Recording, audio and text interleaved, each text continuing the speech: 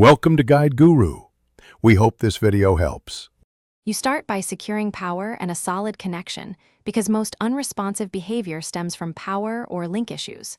First, charge or plug the Elite 2 via USB-C and make sure battery reads at least 50% to avoid brownouts. Once done, force a power cycle. Hold the Xbox button for 10 seconds, release, then press it again to reboot. You should also remove any saved profiles and visually inspect thumbsticks, paddles, and trigger contacts for debris that can interrupt inputs. Next, you move into firmware and pairing because outdated software or pairing conflicts often block input.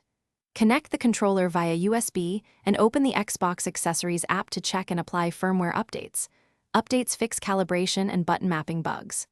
After updating, repair by holding the tiny sync button for about 3 seconds until the light flashes, then initiate pairing on your console or PC.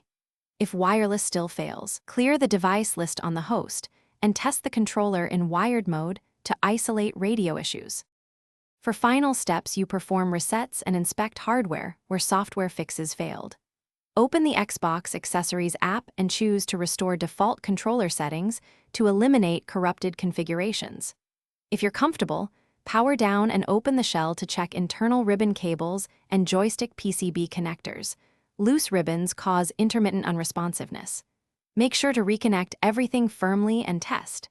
If the problem persists after these steps, contact Microsoft support or initiate a warranty repair. If you need